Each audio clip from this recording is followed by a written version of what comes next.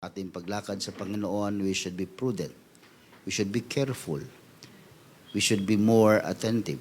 Walk prudently when you go to the house of God, and draw near to hear rather than to give the sacrifice of fools.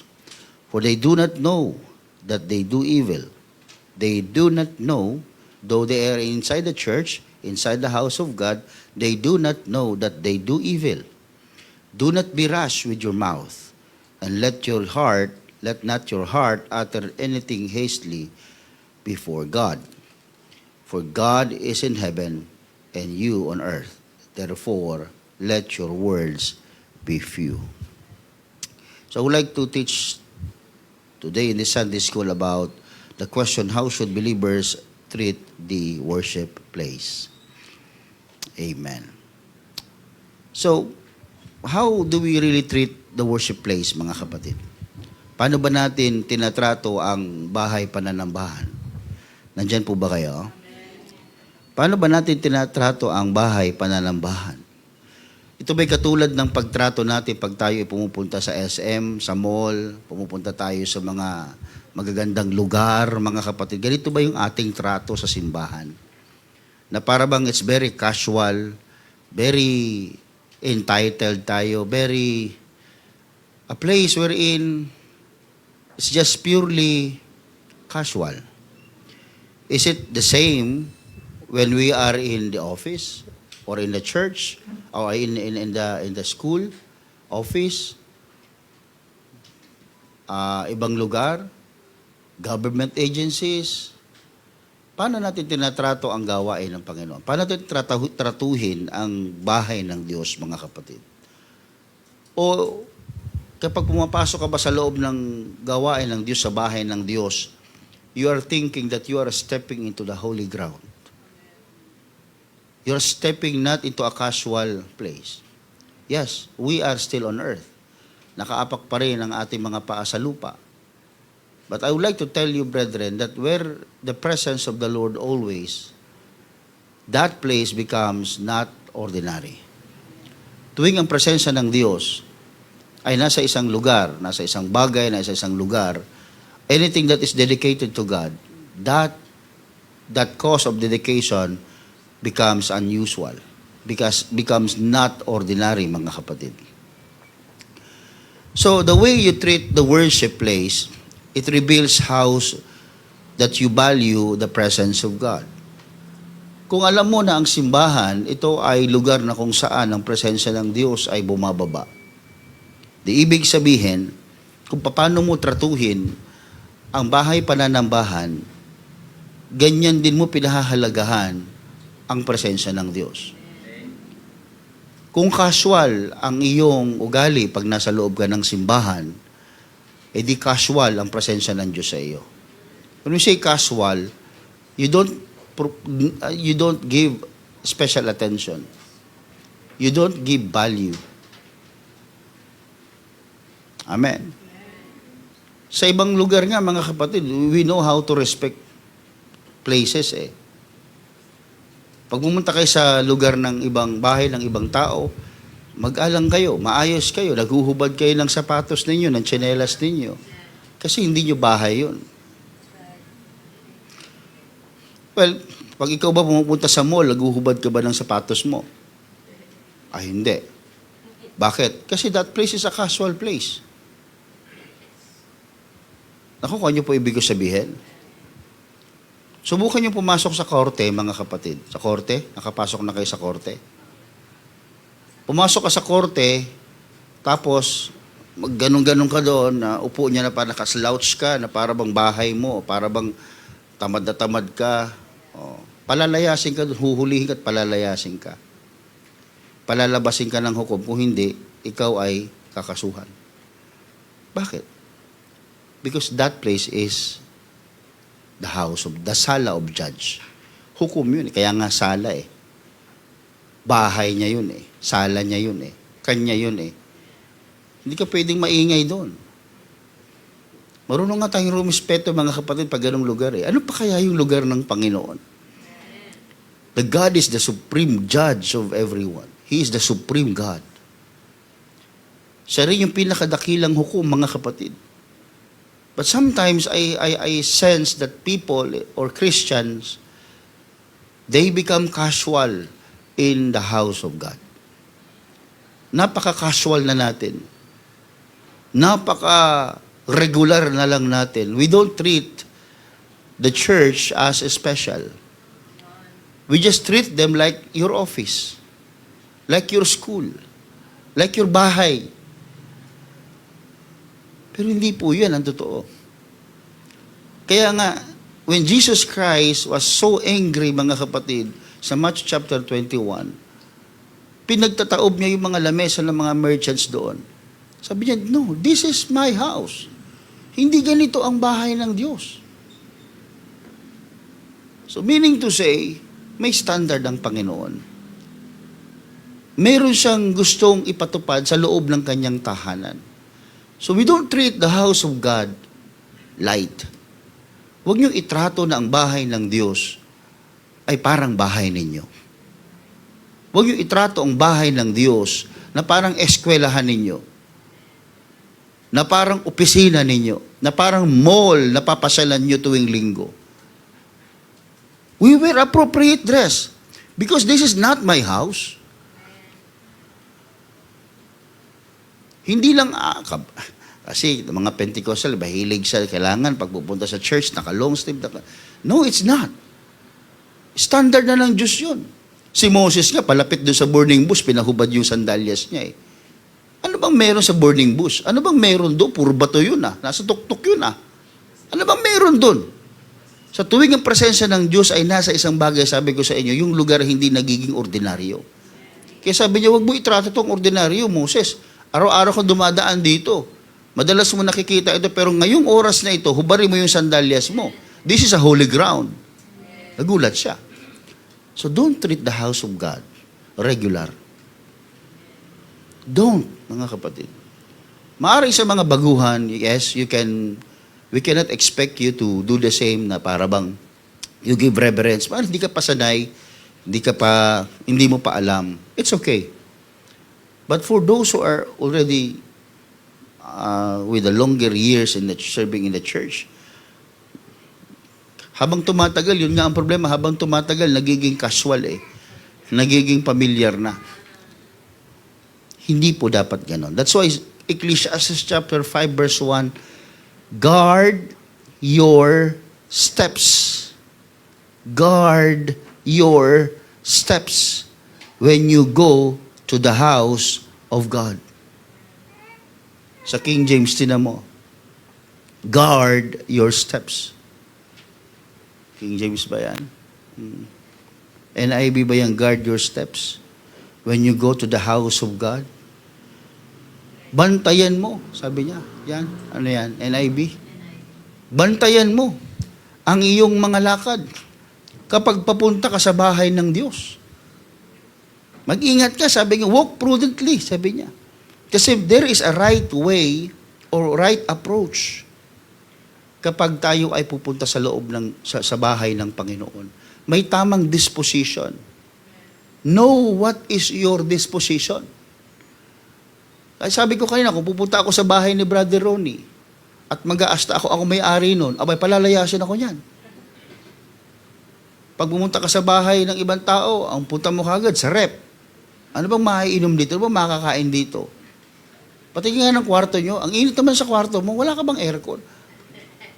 Ay, pumunta ka sa bahay ko, gawin mo yun. Ihagis kita, mga kapatid. Nakuha niyo ibig ko sabihin? Guard your steps when you go to the house of God. Alam mo dapat ang gagawin. Alam mo dapat yung disposition mo. What is your disposition in the church? Sit down properly. Listen. This is not your house. This is more than and above the court of the law. Court of the land. Higit pa ito sa korte, mga kapatid. This is where the presence of the Almighty God, the great judge of mankind, will come down and minister to His people. Yung hukom nga, pag pumapasok yun sa sala niya, lahat tumatayo. All rise, tatayo yan. Hindi ka pwede, lahat, dinumero ka doon. Pag sinabi niya, hindi ko gusto yung asta ng mukha mo labas. Palalabasin ka niyo. Wala, bakit po? O, labas, ayaw kitang makita. Dito pa kaya napaka-mabait ng Panginoon natin. Pupunta ka sa simbahan, nakaupo ka dyan, cellphone ka ng cellphone. Hindi ka nakikinig. Cellphone ka ng cellphone. Ano? Kung ako hukom, naku mga kapatid, tagal ka na hindi nakapasok, nakaban ka na. Hindi ka na makakapasok. Bakit? Pambabastos yun eh. Cellphone sa bahay, cellphone sa eskwelahan, sa opisina, cellphone sa trabaho, pati ba naman sa simbahan, dut-dut ka ng dut-dut dyan. Pwede mo namang itabi ng sandali yan. Makinig ka. Makinig ka. Kasi nagpunta ka eh. Guard your steps when you go to the house of God. Bantayan mo ang sarili mo. This is not your casual place. No, it is not. Noon pa nga, may nagkakape pa habang nakikinig sa akin eh. May kumakain ng noodles. Hindi naman masama. Hindi ko naman kayo pinagbabawalan. Pero huwag nyo naman gawing parang sinihan ito, mga kapatid.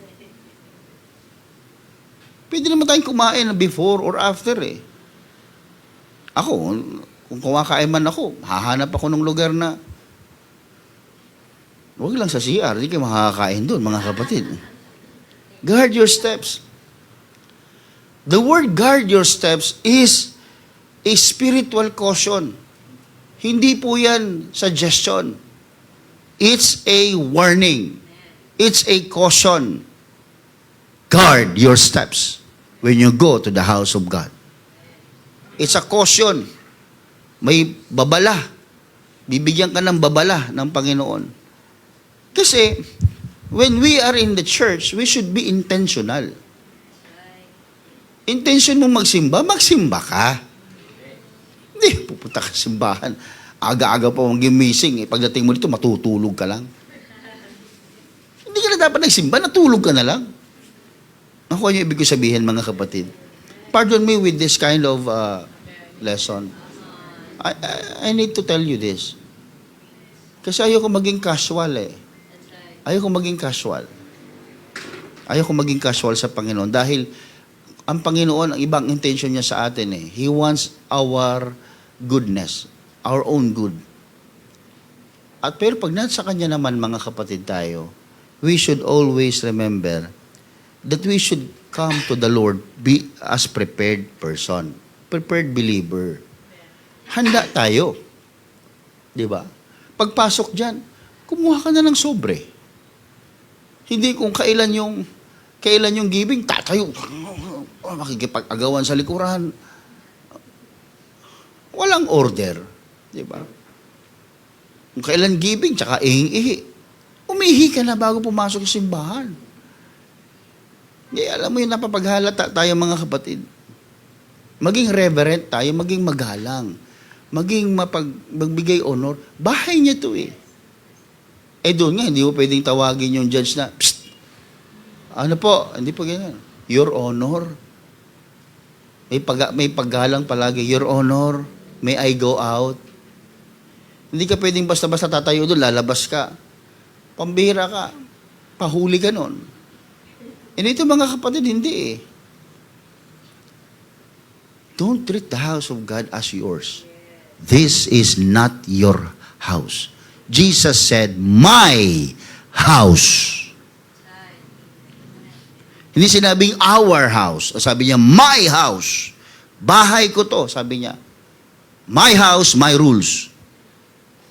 Everybody say amen. Amen. Yan po kasi yung katotohanan eh.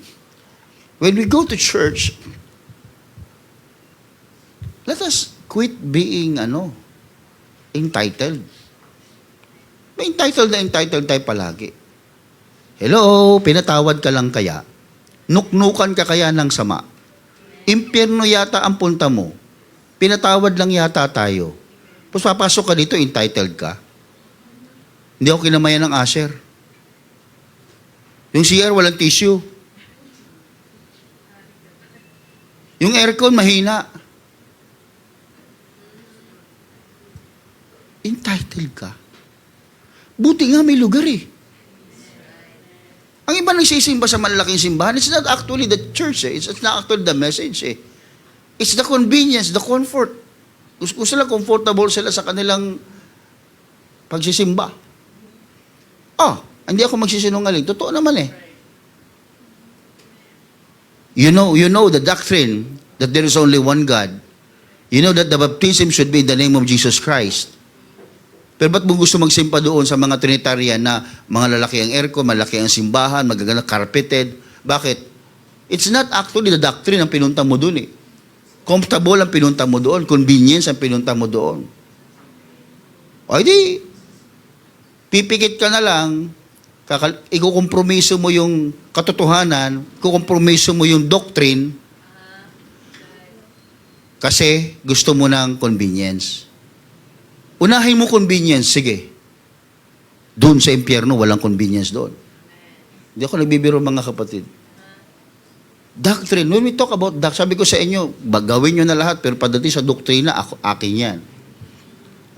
Kaya maraming tao, mga Christian, hilaw.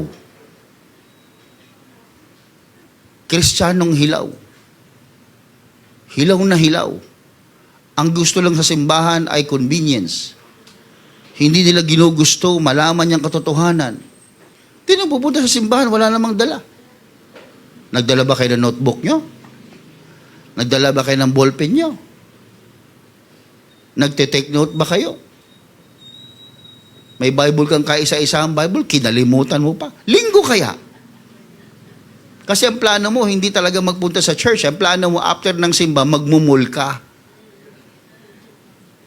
Mamamasyal ka sa mall. Binigyan mo lang ng konting pansin si Jesus sa umaga kasi sarado pa yung mall. Sorry mga kapatid, I need to tell you this. Kailangan natin magising-gising. Paparating na ang Panginoon. Ganito pa tayo. Kung gusto nyo ng shepherd na kayo ay pinapamper, huwag kayo dito. Dito mga kapatid, makakarinig kayo ng pagsaway. Kasi ang gusto ko, sama-sama tayong sumalubong sa Panginoon. Kung gusto ko lang na kayo ay, alam nyo, yung bula-bulahin, linggo-linggo. Mga kapatid, tinan nyo, Biblia, ang daming message ito na pwede ko kayong bula-bulahin. Huwag ko ituro kabanalan. Huwag ko ituro ang kaayusan. Ang pagiging makadiyos, spiritualidad. Ay, pwede ko ituro dito yan. Ang tawag nila, ano yon? Mga grace preachers. Puro grace. Puro grace. Puro biyaya. Puro biyaya. Hindi tuturo kabanalan. Hindi tuturo kaayusan. Hindi, okay lang yan ginagawa mo. Bayot ka? Okay lang yan, bayot ka. Tomboy ka? Okay lang yan, tomboy ka. Okay lang yan, matanggap ka sa langit. Saan yan? Grace. Sugar-coated preaching. Gusto nyo ganun, mga... I can do that every Sunday if you want. Dadami tayo. I can tell you, mga kapatid. Pero I'm not doing that because hindi yan yung katotohanan. The truth hurts.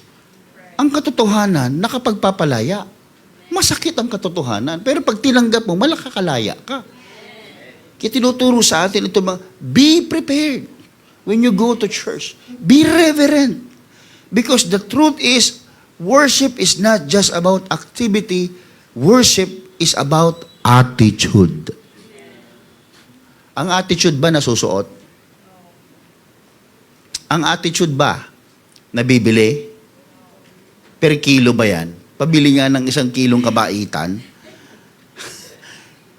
Kalahating gramo lang ng pasensya. Kalahating gramo, biruin mo na. 1 gramo, kalahati pa ng gramo. Kaya may iba maliliit ang pasensya kasi binibili nila. Nauubos. Ang ugali, mga kapatid, hindi katulad ng damit yan na pwede mong... Ang ugali, nagsisimula yan sa tahanan. Hindi sa labas, sa loob ng tahanan. Yung ating upbringing natin, yung natutunan natin, internal yun eh. Yun ang isuot mo. Kahit luma ang damit mo, pero bago ugali mo, napakabango ng espiritu mo. Ang bango ng espiritu mo sa Panginoon. Pero kahit branded ang suot mo, ang ugali mo, bulok, ang baho. Oo, branded yung suot mo, pero ang baho ng ugali mo. Ba't nilalayuan ako ng mga taong ito? Mabaho ka kasi. Sabi mo, mabango ka ba?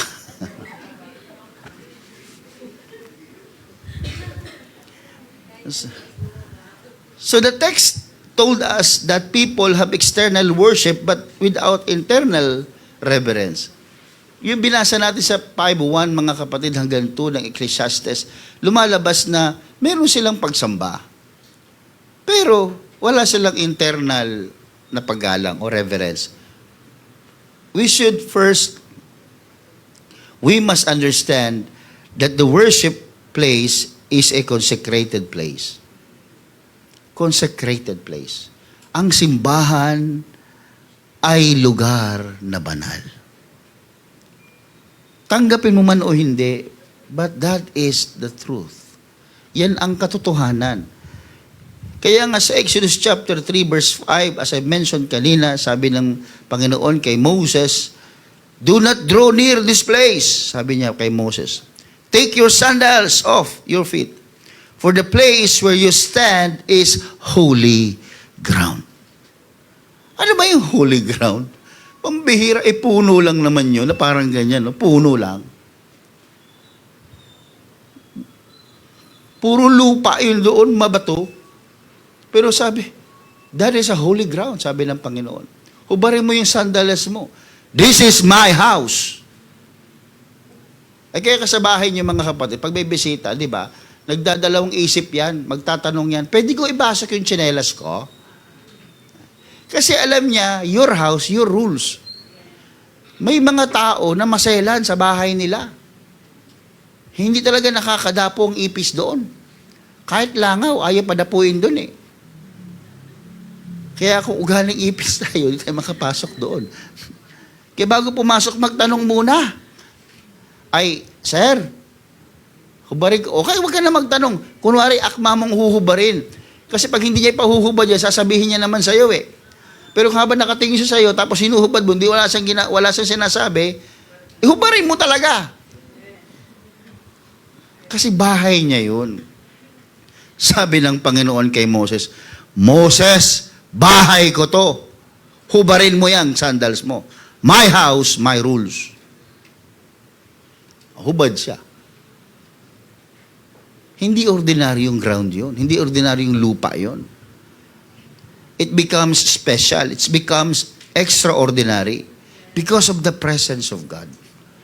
Kaya pag pupunta tayo sa gawain ng Panginoon, don't treat the place of God as casual. Tingnan mo ang suot natin. Is it casual? Nakita niyo ba ako nag-short dito? Nakita niyo ba ako nag-sando dito? No, I always present myself okay or presentable. This is not my house. This is the house of God. Amen po ba? Pag kayo nga aatilan ng kasalan, mas maganda pa kayo sa ikakasal eh. May ati ka ng kasal ko. Bisita ka ha. Ba, matindi pa siya sa ninong at ninang, tsaka sa abay, sa yung, parang nagkamali tuloy yung pare, yung ikinasal siya. Kala sa yung bride. Hindi, wag kayong over mga kapatid. Pag sa simbahan, okay na to. Pero pag sa kasalan, bibili pa yan. Ay, hindi ko nagbibiro, bibili yan. Magpapabungo ng todo yan. Lalagyan ng kung ano-ano mga tapal yung mga mukha niyan. Kung ano namang kulay yan dyan. Sino ka? Ako si ano. Ay, ikaw ba yan? Nag-iba ka. Kasal, birthday yan. Ano pa? Binyag. Christmas party. Klaro, pag Christmas party, bongga. Diba? Mga kapatid, hindi po ganyan. Why don't make yourself presentable, holy, especially when you go to the church of God? Ano sabi na? Guard your steps when you go to the house of God. Bantayan mo ang sarili mo. Alam mo, ito yung itsura natin, para tayo may meeting sa senador, para may meeting tayo sa presidente ng Pilipinas. Sa bahay, ganito ba suot yung araw-araw sa bahay? Matindi ka. Kung ganyan ang suot mo araw-araw sa bahay. Ano ka? Ano, pinagaya niyo yung mga Koreano sa mga telenovela nila na naka-long sleeve kahit sa loob ng bahay. Hindi totoo yun. Kayo, hindi naman ginagawa yun eh. Koreano ba kayo? Bisaya kayo eh. Mga kayo, Koreano, mga Bisaya naman kayo eh. Naku niyo ibig sabihin? Let us remember that it is not the place that is inherently holy. It is the presence of God that makes the place holy. The presence of God makes the place holy. Dahil sa presensya ng Diyos, nagkakaroon mga kapatid ng kabanalan. That is why, don't just walk casually. May nagpipray, lakad ka ng lakad. May nangangaral, wala ka sa sinihan. E pag nasa sinihan nga, sinisigawan ka, "Uy! Ulo mo!"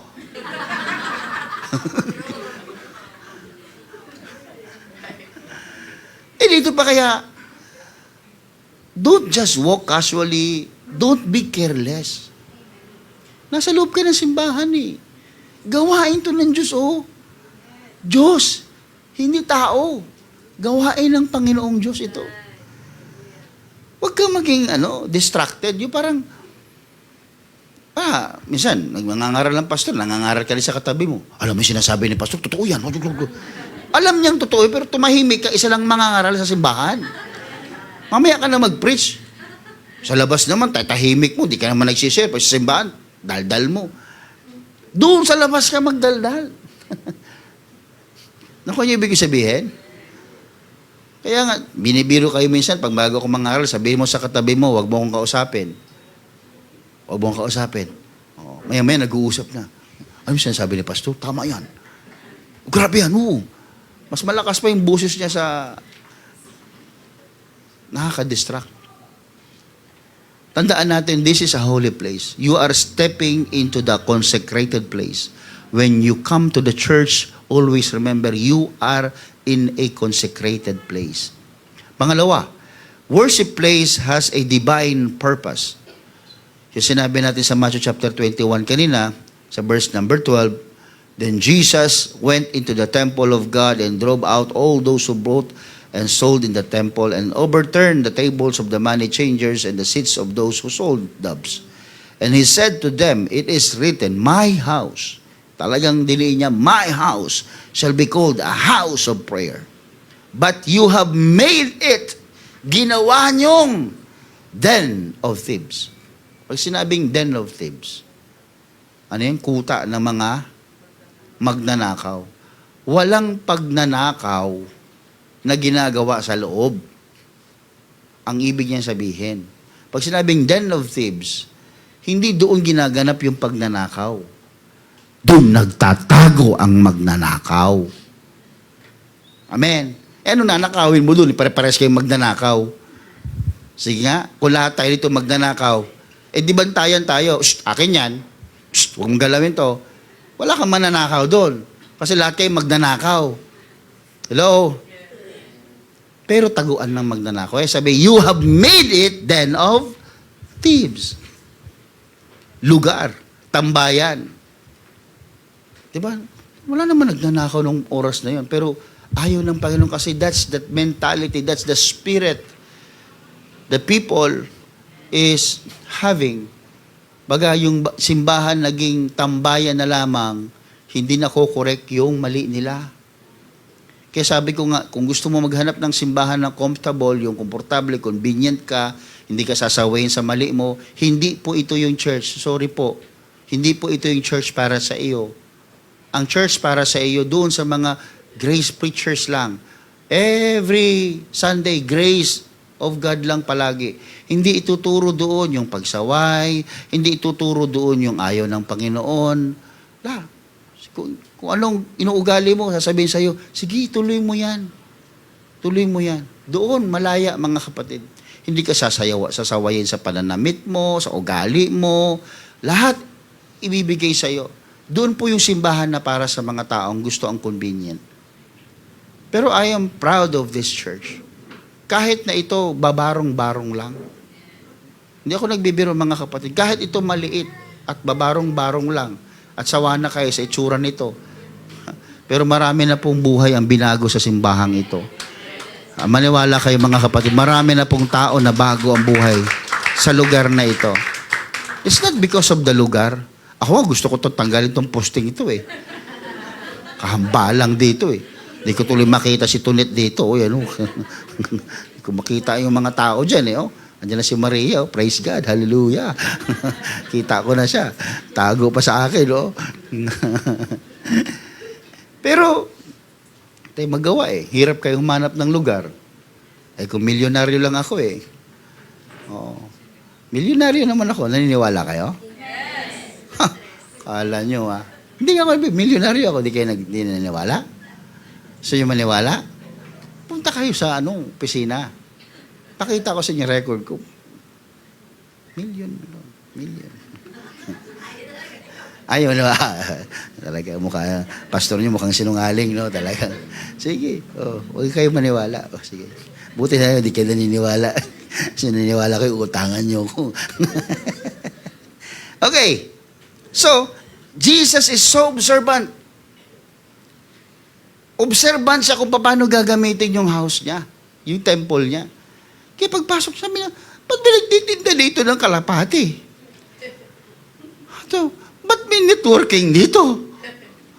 Ba't may nagtitinda ng, tawag nito, yung mga naunang panahon, yung buntot ng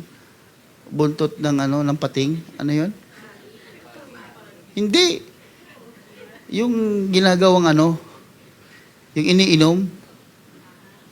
Ay, sabi ko, bahala kayo. May mga networking, may money changer. Eh buti na lang, binukod ng Panginoon yung money changer sa atin dyan. May 2 money changer. Kaya ako nag-iisip ko, nasa kalooban talaga tayo ng Panginoon eh. Pero bukod naman. Kasi pag dumating ang Panginoon, sila naman yung itataob, di naman tayo eh. Nagkataon na magkabilang pawn shop yung ating katabi, mga kapatid. Mahirap pa doon. Kaya den of thieves na tuloy tayo ito. Ayaw ng Panginoon na very casual. Kaya nagalit siya, mga kapatid. Hindi dahil nandun yung mga tao. Ang nangyari kasi, nagalit siya kasi na-misuse yung kanyang templo. Ayaw ng Diyos na ang templo niya nami-miss. Kayo ba? Gusto niyo mga kapatid na ang bahay niyo kung sino-sino lang pumapasok? Pakain nga dito, patulog nga, paihi nga, paligo nga dito. Patambay muna ha. Malamig naman sa sala niyo, dito muna ako hanggang bukas. Gusto niyo ganun mga kapatid? Hindi ganun. Bahay niyo yun eh. Maging ang Diyos din, ayaw niya na nami-misuse yung kanyang sariling tahanan. Kaya be mindful of the purpose of the house of God. What's the purpose of the building? Ano sabi doon? My house shall be called a house of prayer. So may purpose yung building. May purpose yung church. It meant to be a place of prayer, a place of worship, a place wherein the Word of God is being preached. That is why there must be a discipline in our behavior. Sana mga kapatid, pati naman tayo pa nandito, may disiplina sa ugali natin, sa ating pong behavior. Pag nasa loob tayo ng simbahan. Kasi hindi naman natin to eh. Pastor, nagbabayad kaya ako, nagbibigay ako ng pledge ko dyan. Ay, salamat. Pagpapalain ka ng Panginoon. Pero hindi ibig sabihin, nagbibigay ka, ikaw na masusunod. Maging ako, hindi ako nasusunod dito. Ang Diyos. Siya naman siya ang Panginoon dito, hindi ang pastor, mga kapatid. We should be sensitive. Kahit sa ating mga misa, sinasabi natin, kung sa tingin mo na yung ginagawa mo sa pag-upo mo dyan, sa paglalakad-lakad mo dyan, if you think that you can offend somebody, please, wag mong gawin yun. Kasi oras ng prayer, ang paa mo, ang ingay-ingay, nakaluhod yung katabi mo, tapos galaw ka ng galaw, maingay kaya yung upuan na yan pag gumagalaw. Igalang mo, mga kapatid. At sa library, pag pumasok ka sa library, pwede ka magsisigaw doon? Bitayin ka doon, mga kapatid. Batuhin ka ng libro doon. Alam nyo, kasi pag sinabi yung library, palagi may Psst! Bakit may nagbabasa eh? Amen? Dito may nangangaral, Panginoon, mga kapatid. Salita ng Diyos, hindi naman salita ng doktor yung sinasabi dito. Salita ng tao, hindi naman salita ng tao, salita ng Diyos. Pero parang wala tayong galang. Parang ginawa mo ng entertainment yung lugar. Pag naboboring ka, minsan papakita mo pa sa pastor, napakalakas ng hikab mo. Ay! Kinakabahan ako bigla eh. Ano ba? Nagawa nyo ba yan, mga kapatid? Tanong ko sa inyo, nagawa nyo ba yan sa isang lugar na disente? Nagawa nyo ba yan? Kayo nga kumain kayo sa fine dining. Sino nakakain sa fine dining dito? Dining lang akin. And I'm fine. Kumain sa fine dining, tapos bigla kang nag-burp. Kaya mo yon? Di ba, pag alam mo, burp ka, anong gagawin mo? Di ba? It's either pupunta ka sa comfort room, magtatakip ka ng talagang hanggang to the maximum level na kaya mong pipigilin mo, or itatago mo. Naku, yung ibig sabihin. Kasi, disenteng lugar yun. Disenteng lugar. Tapos ka na kumain. Katabi mo mga dignitaries ka, nangungulangot ka na nangungulangot sa harapan nila. Ganun ka pa. Kadiri. Anong gagawin mo? Ay, excuse me po. Pupunta ka sa comfort. Doon ka mangulangot na mangulangot. Di ba? Doon ka umutot. Doon ka mangulangot. Doon mo gawin lahat yan. Kasi yung lugar na iyong kinalalagyan, hindi mo lugar ng disente. Ganoon din tayo. Pag nasa simbahan, ay masyado naman na tayong komportable yata. Panginoon, maunawa naman ako ng Panginoon. Kaya nga tinuturo po ito, mga kapatid. Kaya pagdating niya nga doon, sobrang familiar na kayo. Nagtinda pa kayo ng kalapati. Nagpapalit pa kayo ng pera. Di ba? Nagbenta pa kayo ng pampalaglag dito. May gayuma pa. Pumunta ka doon, di ba? Dami niyan. Parang hula pa kayo. Hindi yun nahulaan ng mga buhay ninyo. Hulaan nyo. Di ba? Ganyan. Yan, nagalit ang Panginoon. Kasi hindi yun yung purpose ng house of God. Gusto natin kumita. Sabi nga ng isang foreigner sabi niya, ang mga Pilipino, pag nagtinda yan, hindi para yumaman, kundi para mag-survive lang. Sabi niya, kayo mga foreigner, pupunta kayo dito, huwag kayong tawad ng tawad, magbigay kayo.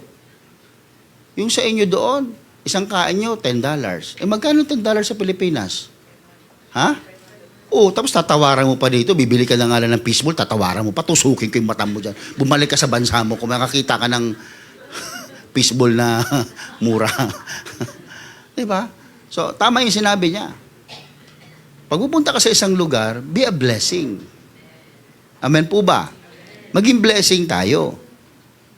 Lalo sa harap ng ating Panginoon, mga kapatid. Kaya ang disiplina tinuturo, we should be respectful. Remember, when the purpose of the place is lost, the presence of God will eventually withdraw. Ang Panginoon, hindi siya konsentidor na kung saan may marumi kang ginagawa, may pangit kang ginagawa, and He will dwell with you. Maging ang churchman Kaya nagalit siya, sinaway niya na. Pangatlo, the worship place is a place of God's glory. Lugar ito ng kaluwalhatian ng Panginoon. Wala pong naluluwalhati dito. Kahit magaling ang singer, magaling ang musician, magaling ang mga ushers, may mga matatalino dito, doktor ka pa, mayaman ka pa, kilala ka. We don't care. Kasi hindi naman ito lugar para sa'yo. Kaya alam niyo mga kapatid, may mga ibang simbahan, dahil politiko yung membro, patatayuin tuwing linggo. This is not for their glory. This is for the glory. Kahit sino tayo dito, kahit ano tayong posisyon natin dito, kahit ano bang katayuan nyo sa buhay, ano natapos ninyo? Pag sinabi dito ng MC, yung MC grade 3 lang, tumayo po tayong lahat para magpuri sa Panginoon. Kahit ayaw mong tumayo, tatayo ka Bakit? Hindi mo ito lugar. This is for the glory of God. Kaya pagpunta mo dito, iwan mo yung titulo mo sa bahay mo. Doktor ako. Ano ngayon kung doktor ka? Engineer ako. Ano kung engineer ka? Bakit? Papasok ba, sigurado ba lahat ng engineer pasok sa langit? Pera kay Mark.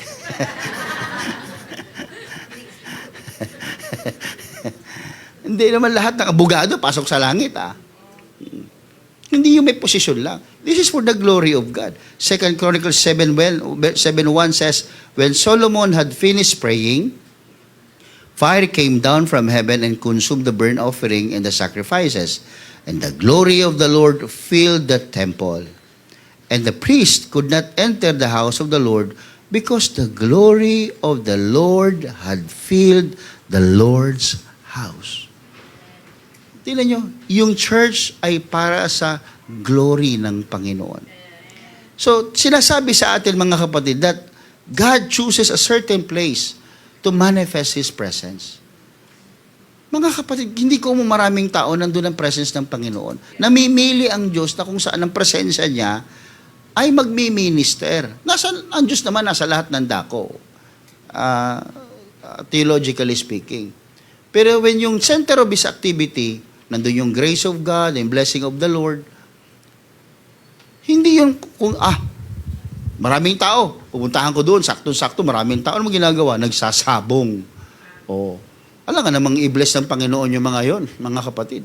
Hindi niya lugar yun Kung nasaan ang Panginoon, lugar ng Panginoon, the house of God, technically, that's the house of God, nandun yung presensya, yung kaluwalhatian. Kaya ginagawa natin this for the glory of God. You play instruments for the glory of God. You sing songs, glory of God.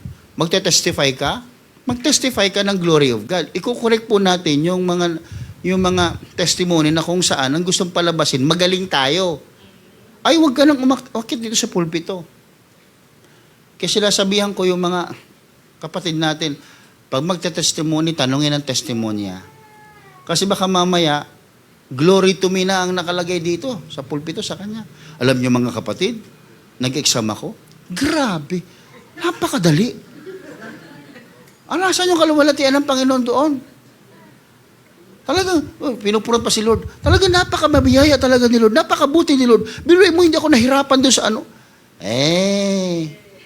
Lumulusot ka pa. Ang totoo nung gusto palabasin, matalino ka. Hindi mo na lang sabihin, mga kapatid, pumasa ako sa biyaya ng Panginoon. Purihin ang Panginoon. Hindi kaming lahat, yay! Purihin ang Panginoon. Hindi, gusto mo, purihin ka? Gusto mo purihin ka namin? Talino mo. Ikaw na. Bugo mitanandri.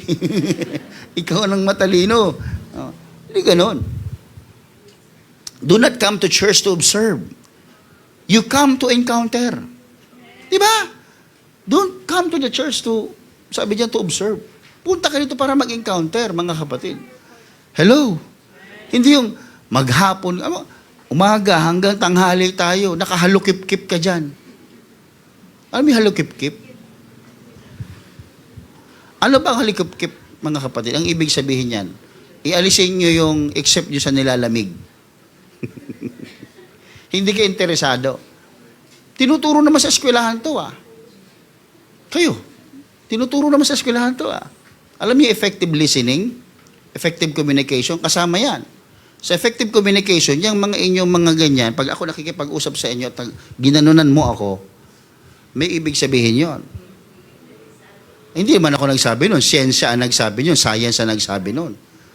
Na kapag kinakausap ng isang tao seryoso, biglang gumanon sa iyo yan, oy, ano ibig sabihin nun? Nilalamig? Letter A.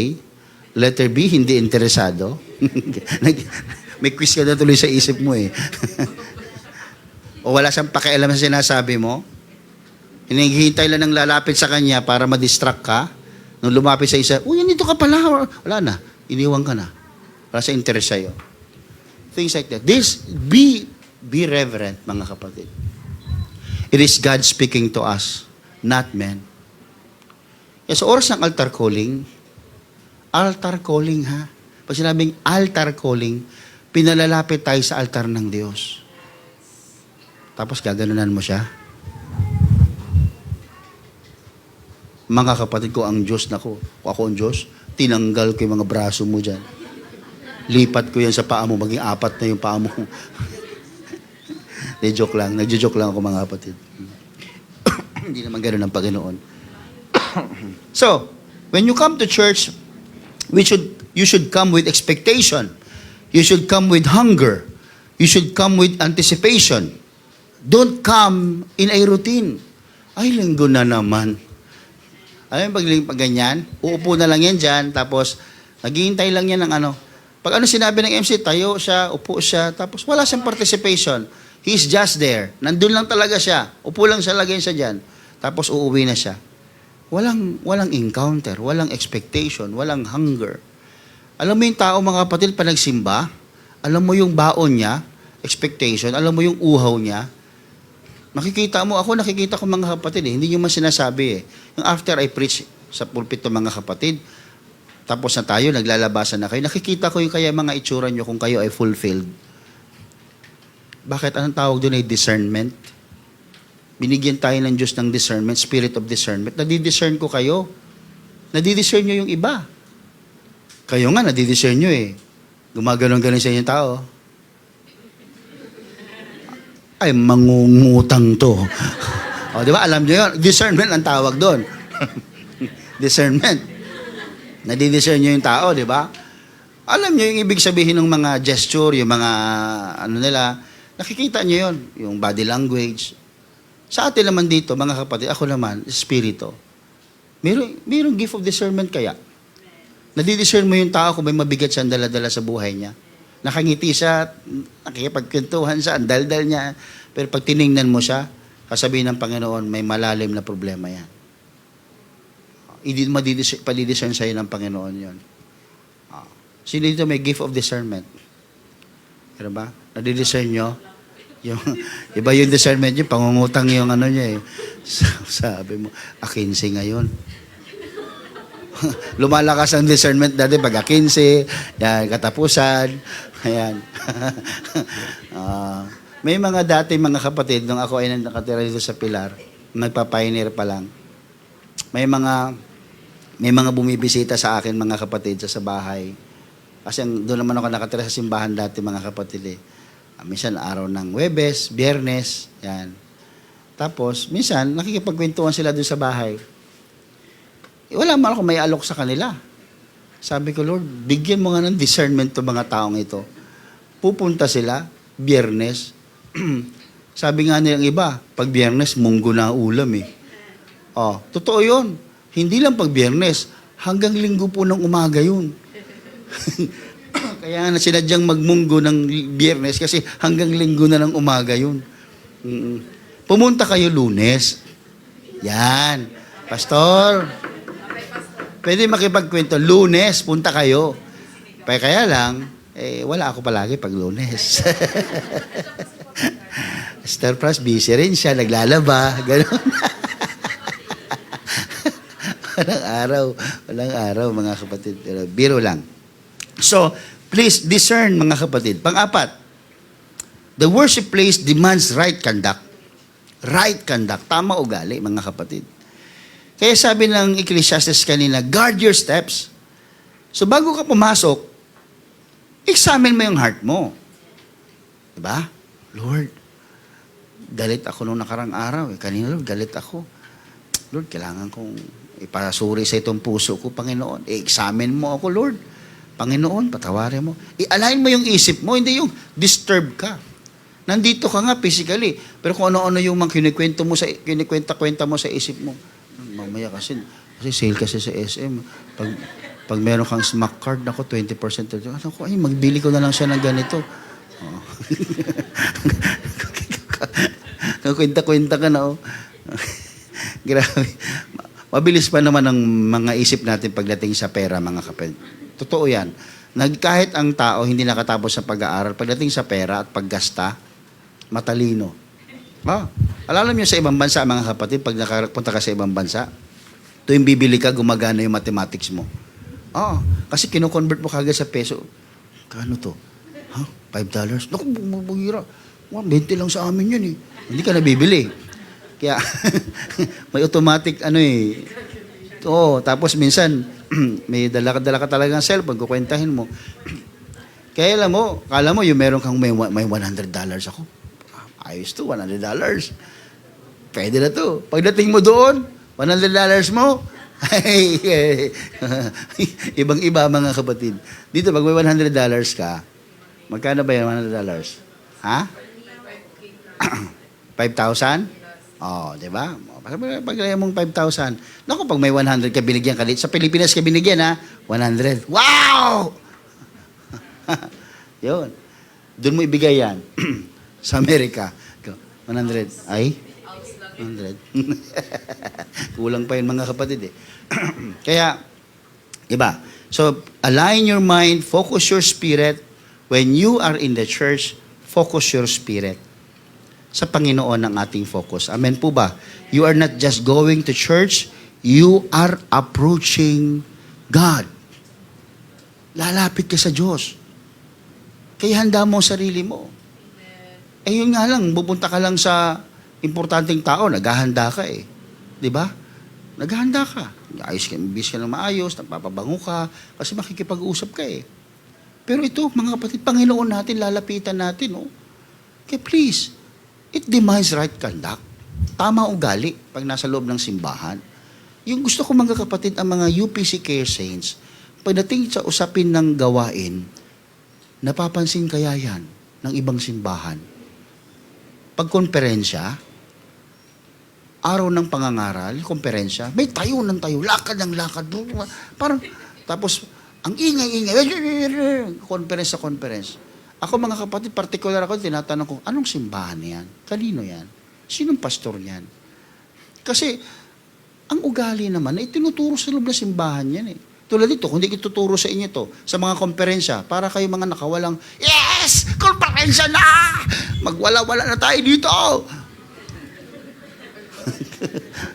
Para kang nakawala sa koral, mga kapatid. Hindi po. Dapat paggawain ng Panginoon. Kahit konferensya yan eh. Kahit basta ka basketball court yan, sa gym ginawa yan eh. Paggawain ng Panginoon, pag sineserve ang Word of God, ano ba dapat ang right conduct? Pag worship, ano ba ang right conduct? Nakikita sa inyo, focus kayo. Nabibless yung iba. Focus sila, walang natutulog oh. Hindi mo lang alam, may talent yan. Nakikinig pero tulog. Naghilig pa nga eh. Nakatitig siya pero di mo alam yun. Mga call center agents yan. Mga BA yan. Pag BA, palaging puyat daw eh. So it's not enough to respect, mga kapatid. Before I end, it's not enough to respect. But let me give you this, mga kapatid. It's not enough to respect the house of God, but we must also support the house of God. Mga kapatid, nung binasa ko ito kagabi, I was burdened, mga kapatid. Nabahala din ako talaga. Papakita ko sa inyo isang senaryo, mga kapatid, sa Book of Haggai, kung ano nangyari. Verse 1 ng chapter 1. Sabi dito, in the second year of King Darius, in the 6th month of the first day of the month, the word of the Lord came by Haggai, the prophet, to Zerubbabel, the son of Shealtiel, governor of Judah, and to Joshua, the son of Jehozadak, the high priest, saying, thus speaks the Lord of hosts, saying, this people says, sabi ng mga taong ito, the time has not come, the time that the Lord's house should be built. Hindi pa panahon ng pagtatayo ng templo. Sabi daw ng Panginoon. So when the word of the Lord came by Haggai, the prophet saying, is it time for you yourselves to dwell in your paneled houses and this temple to lie in ruins? Sabi niya, sabi niyo, hindi pa panahon ng pagtatayo. Pero sabi ng Panginoon through Prophet Haggai, pero panahon na kayo sa inyong mga bahay, nakatira kayo sa mga paneled houses ninyo, at itong templo ay wasak. Mga kapatid, medyo madiin ito. Kaya nung nabasa ko ito, na-burden ako. Nakatingin ng Diyos kung paano natin itrato ang simbahan. Now therefore, thus says the Lord of hosts, consider your ways. Sabi niya, tingnan niyo mga daan ninyo. You have sown much, and bring in little. You eat, but you do not have enough. You drink, but you are not filled with drink. You clothe yourselves, but no one is warm. And he who earn wages to put into a bag with holes. Tingnan nyo, ang nangyayari sa inyo. Consider your ways. May nangyayari ba? Nagtatrabaho ka? May nangyayari ba sa trabaho mo? Kumain ka? Nabusog ka ba? Dalawa, may meron gusto sabihin ng Panginoon. Verse 7, thus says the Lord of hosts, consider your ways. Go up to the mountains and bring wood and build the temple, that I may take pleasure in it and be glorified, says the Lord says the Lord. You looked for much, but indeed it came to little. And when you brought it home, I blew it away. Walang nangyayari sa ginagawa ninyo. Why?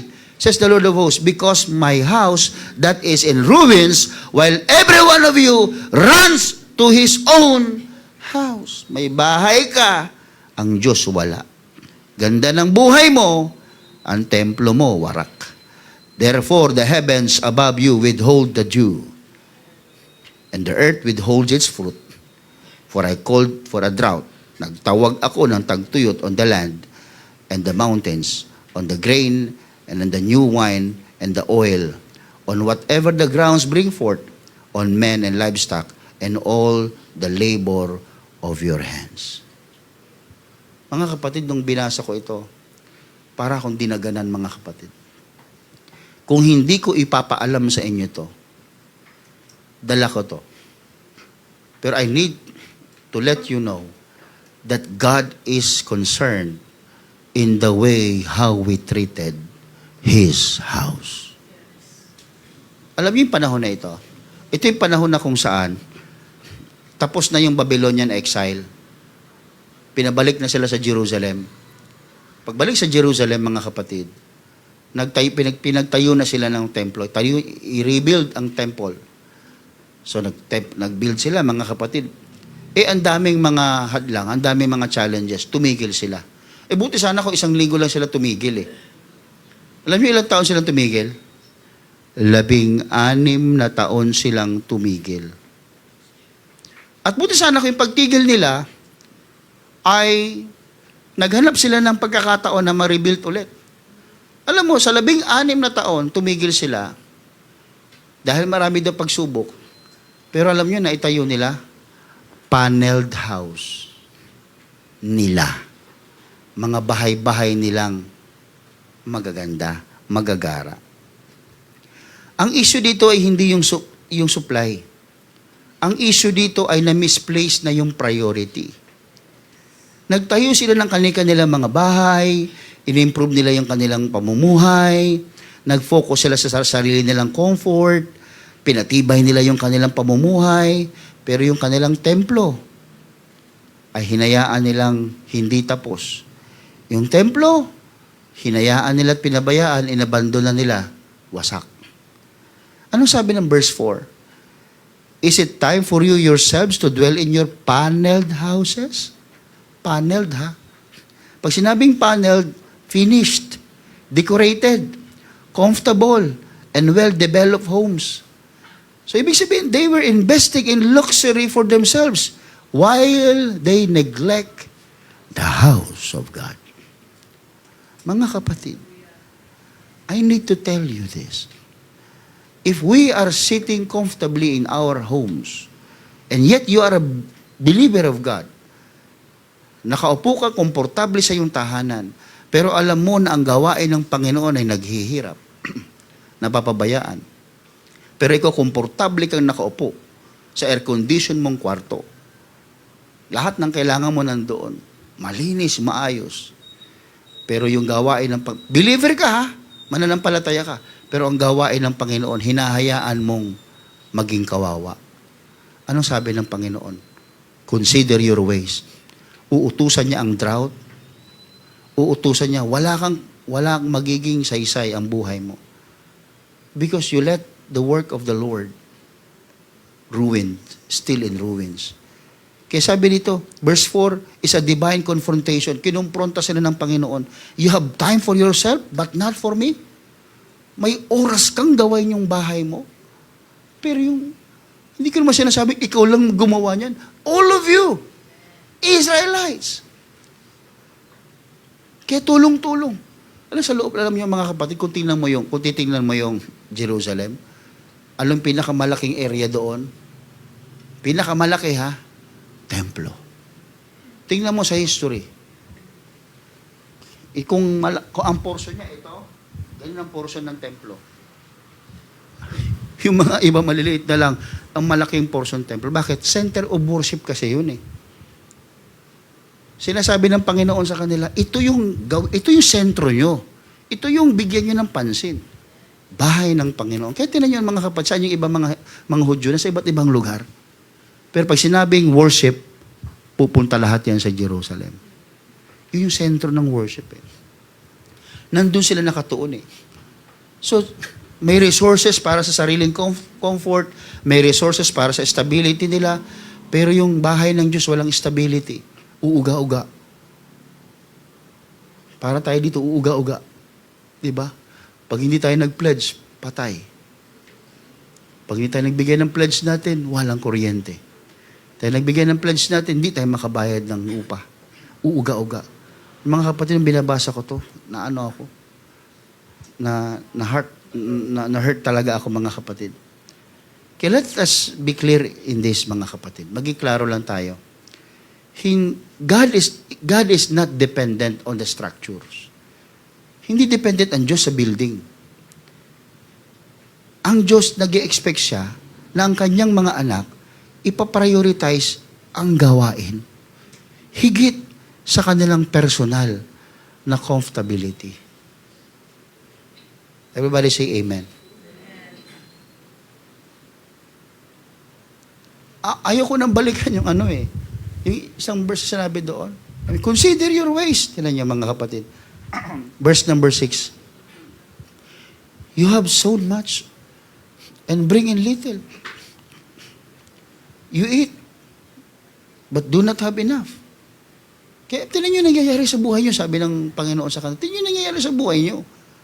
Para ka nag-iipon, and he who earn wages to put into a bag with holes. Trabaho ka ng trabaho. Overtime ka ng overtime. Butas yung pitaka mo. Kasasahod mo lang, nagkasakit ka. Kasasahod mo lang, nagkasakit si ganito. Kasasahod mo lang, andito si Meralco. Ako kung yung ibig sabihin? Butas. Sabi ng Panginoon, hindi nyo ba nakikita yan? Consider your ways. Tingnan yung buhay nyo. Sinabi niya sa verse number 7, thus says the Lord of hosts, consider your ways. Sabi niya, baliktarin nyo kaya. Verse 8, ano sabi niya? Go up to the mountains and bring woods. Hindi problema yung supply. Ang problema, wala ka ng oras sa Kanya. Ang problema, wala ka ng oras para sa pagbibuild ng temple. Kaya mga kapatid, this maybe is a word from the Lord, and I know this is a word from the Lord. Remember, we need to support our church, the house of God. Financially, support the church. Ayokong personally, please hear me mga kapatid, personally. Ngayon nyo lang marinig sa akin to. Pero mga kapatid, ang ayaw na ayaw ko po bilang tao, bilang pastor bilang tao rin, ipinapalimos ang gawain ng Diyos. Hindi ko po talaga ginagawa yun. Sige na naman sis, magbigay ka na for the work of the Lord. Sige na naman sis, mag-pledge ka na. Ayoko pong gawin yun. At hindi labag po sa aking kaloob. Alam niyo kung bakit? Kasi lahat naman tayo may obligasyon We all have obligations. Lahat tayo. Lalo't ikaw nagmamature na Christian ka na, you need to know this. You need to know this. Because if not, I don't know kung ikaw ay totoong Kristiyano. Kaya nga ang tanong sa umpisa how should Christians or believers treat the house of the Lord? Paano ba natin ito itatrato? Let us support financially, physically. I-maintain natin yung simbahan, physically. Maayos, mga kapatid. Pagandahin natin, mga kapatid. Everybody say amen. Huwag tayong entitled pag nasa simbahan tayo, tumulong tayo. Nasaan ang tissue? Nagbigay kaya ako ng offering, ba't walang tissue? Pambihira ka. Bakit ikaw lang gumagamit ng tissue?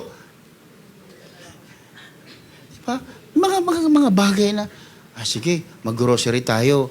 Darling, mag-grocery tayo. Bumili na rin tayo ng tissue para sa church.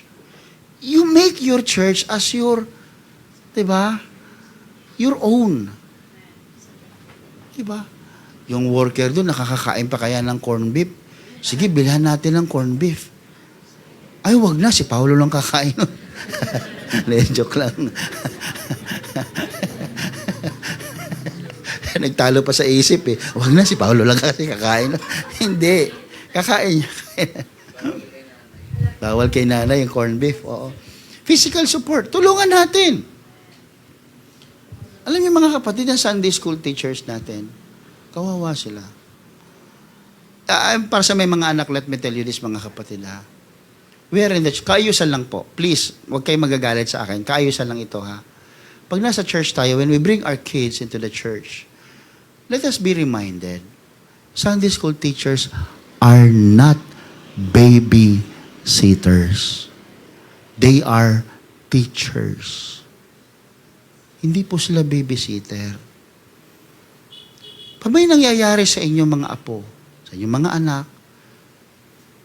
nagtulakan si ganito, nag-away, uuwi sa bahay, magsasabi sa inyo, huwag nyo namang isipin na, ano ba naman mga tao sa simbahan, walang ginagawa? Hindi po ganun. This is not your typical babysitting institution. Wala tayong binabayad sa Sunday school teachers. Wala. Hindi nga natin mapakain yan eh. Hindi nga natin mapamerienda yan eh. Kaya kumukupit sa merienda ng bata. Nagkikimerienda sa merienda ng bata. Kasi wala tayong budget sa kanila. Kaya pag mga kapatid, alam nyo naman ang bata, pag alam nyo naman ang mga anak nyo, apo nyo, o sino man dala ninyo na makulit, please, lawakan nyo usip nyo. Pag alam mo makulit, tabi mo sa'yo. Pero kung halimbawang nandoon, hinayaan mo sa baba, pag may konting trouble yan, away bata, please, huwag tayong sumali sa away bata. Bata, yun eh. Tapos sisisihin natin sa Sunday school teacher, di mo binantay maigi. Bakit? Nagbigay ka ba ni piso dyan para magbantay sa mga apo nyo, anak ninyo? Wala.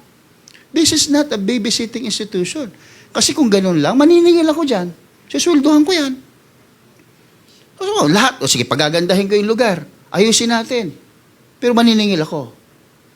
Kasi para sa kanila. Hindi po. Alam mo, nagpapasa ng Bible yan. Nag-aaral yan kung ano ituturo sa mga anak natin dito.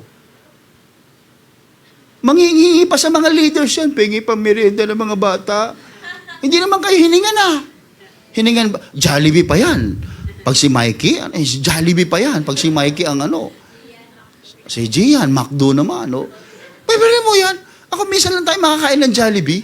Pero dyan mga bata, Jollibee, magaganda. Spaghetti, lulutuan ni Grayson, masarap na spaghetti. Spaghetti, birthday lang tayo nakakakain yan.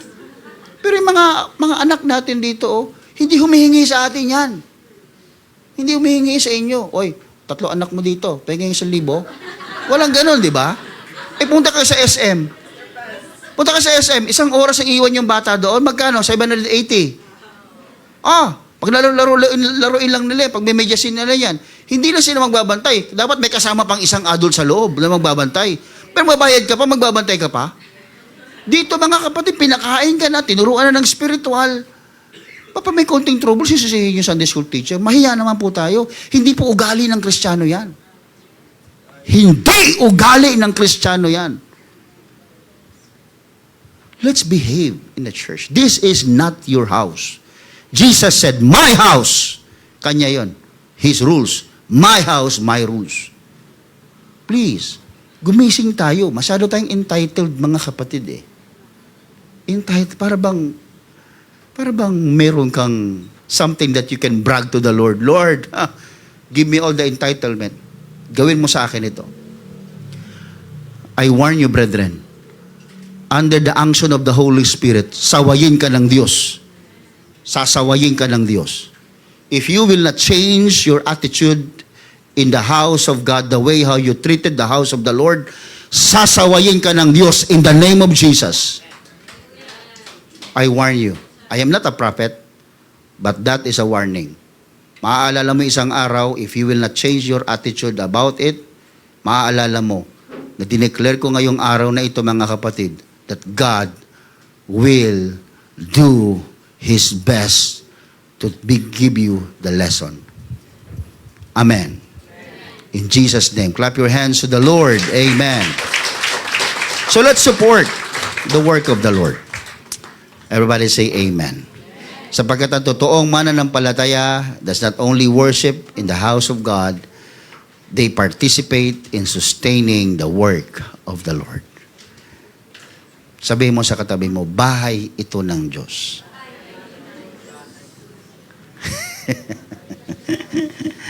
Amen.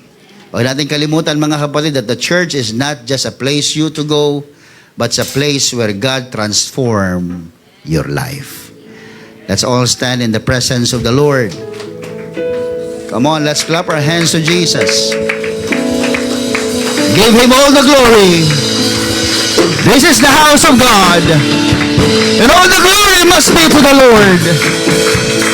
Come on, hallelujah. Give Him all the glory of the Lord, Jesus. Give Him all your best. He deserves our best in the name of Jesus. Come on, hallelujah. Let's invite the presence of the Lord. This is the temple of the Lord. This is the house of God. The Lord bless His house. His house. His rules will matter in the name of Jesus. Hallelujah, hallelujah, hallelujah. Panginoon, gamitin mo kami, O Diyos, sa iyong tahanan. Kami nandito, Panginoon, pinagsama-sama mo sa iyong tahanan. Sapagkat, O Diyos, ito ang iyong layunin, Panginoon, na kami may isang lugar na kung saan kami, Panginoon, hallelujah, ay mag-e-enjoy ng iyong banal na presensya. Lord, if we steps, Lord God, if our steps, O Lord, is not in accordance to your will, forgive us. Kung sumusobra kami, Panginoon, patawarin niyo kami. Kung entitled kami, Panginoon, Lord, i-rebuke niyo kami. Hindi amin to. Ito'y bahay mo, Panginoon. Ito'y tahanan mo. Nandito ang iyong banal na presensya. Panginoon, bigyan mo kami ng burden. Burden, Panginoon, na ang iyong gawain ay maging pangunahin sa amin. Ibang baga, Panginoon, baga na para bang ang bawat bagay na aming tinatanggap ay palagi namin iisipin na, Panginoon, binigay mo sa akin to. Ako'y gagamitin mo para din sa iyong gawain.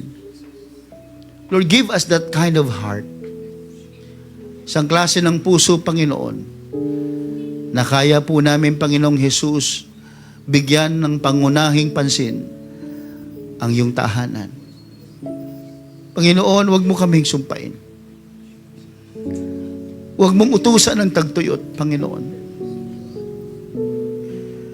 Huwag mong hayaan na ang aming naiipon ay nasasayang. Panginoon, tulungan mo kami. Tulungan mo kami, Panginoon, na ang bawat hakbang na gagawin namin ay magbibigay ng suporta sa iyong gawain, sa iyong tahanan. Kung ito ang paraan, Panginoon, upang ang mga sumpa, upang ang mga bagay, Panginoon, ay maiiwas sa amin, tulungan mo kami, Panginoon, maging tapat sa pagsuporta sa iyong tahanan. Ayaw namin, Panginoong, iwan ang iyong tahanan na hindi maayos. Ayaw namin, Panginoon. Tulungan mo kami. Gamitin mo kami. Sangkapan mo kami. Pagpalain mo kami upang ang iyong tahanan ay pagpalain din namin, Panginoon. Oo, Panginoon, pagpalain mo kami para ang iyong tahanan ay pagpalain din namin, Panginoon. Ito ang aming, Panginoon, lugar na kung saan we can feel you, we can talk, and we can encounter you, Lord. Dito mo kami binago, Panginoon.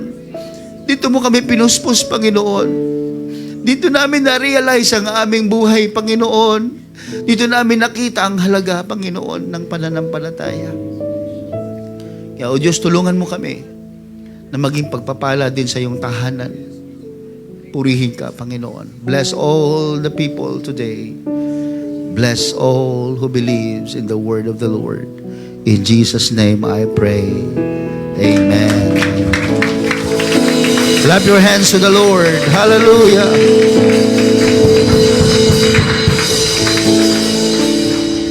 Amen. Hallelujah. Patuloy nating purihin.